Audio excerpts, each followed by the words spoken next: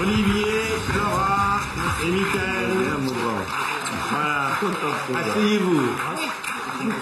On s'est déjà vu. Merci Laura, on s'est déjà vu en coulisses. Asseyez-vous, Michael est là. Qui joue Laurent. Bonsoir. Tiens, on va être galant. Je vais donner la parole à Ça va Laura. changer. Alors, vous êtes dans le film la maîtresse de Benoît Magimel, qui a le rôle essentiel du film. Vous le rencontrez comment? Dans une boîte de nuit. C'est original. C'était original. Non, mais pas la maîtresse, je suis la seconde femme, en fait. Oui, absolument. Mais quand vous le rencontrez, son couple bat de l'aile Oui, parce qu'il a un beau-père qui ne peut pas le saquer. qui est très très dur, oui, surtout. Le beau-père, c'est Gérard Depardieu. Et alors, vous allez tomber amoureuse de lui? Oui, c'est ça, c'est qu'il y a une vraie histoire d'amour, en fait. Et c'est sincère, et c'est deux personnes qui se rencontrent, qui sont assez désespérées, tous les deux.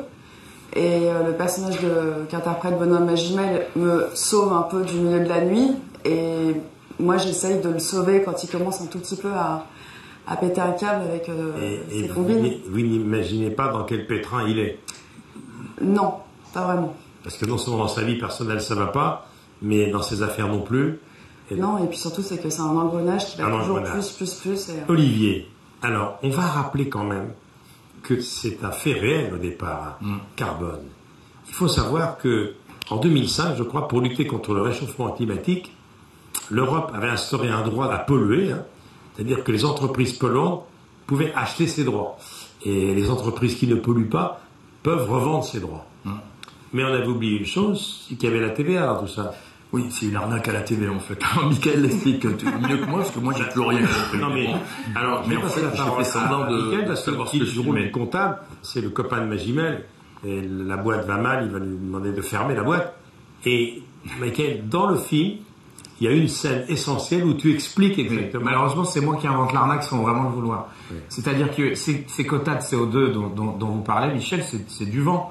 C'est du vent, mais avec de la TVA. Et comme la TVA, elle est pas, les taux de TVA sont pas les mêmes dans toute l'Europe, eh bien, Benoît va décider d'acheter des quotas sans TVA et de les revendre hors taxe en France et de garder la TVA pour lui sur des montants de CO2 énormissimes. Les malhonnêtes ne vont pas reverser à l'État la TVA. Voilà. Et ça fait combien de milliards, ça? 1,8 milliard en un an seulement. Ils ont détourné à l'Union Européenne. Et sur la totalité de l'Union Européenne, c'est quasiment 6 milliards en 12 mois, quoi. Pas mal, donc, pas mal, ça paye les faux frais. Hein. Donc la bande de malfrats qui est autour de Magimel, ils vont comprendre ça et ils vont multiplier les sociétés bidons jusqu'au jour où ça va devenir tellement énorme que le vrai milieu va s'intéresser à ça. C'est-à-dire que pour investir de l'argent on peut pas emprunter de l'argent à la banque pour aller acheter des quotas fictifs. Donc ils ont emprunté de l'argent au vrai milieu de voyous et forcément ces gens-là ils ont pas demandé juste un retour sur investissement, ils leur ont demandé la moitié de tout ce qu'ils avaient gagné, quoi.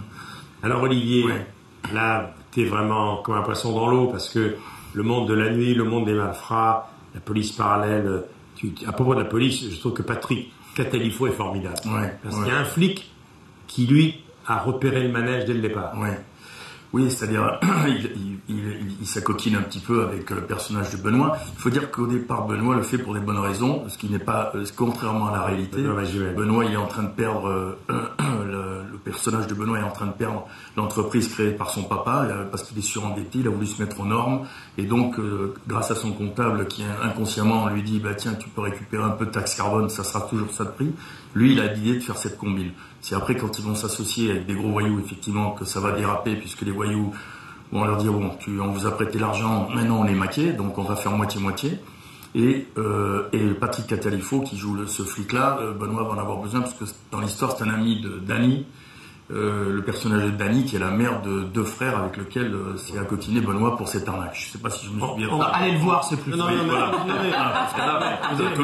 est en train de se... Ça a l'air passionnant, votre film. Oui, d'accord. J'adore Moussa Masri. C'est lui, le mafia un peu qui tricote les milieux de la boxe, qui résume bien le film en une phrase.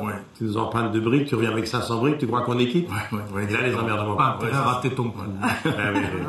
Non, puis il faut souligner que Benoît est vraiment un bouleversement. Benoît Magimel est formidable.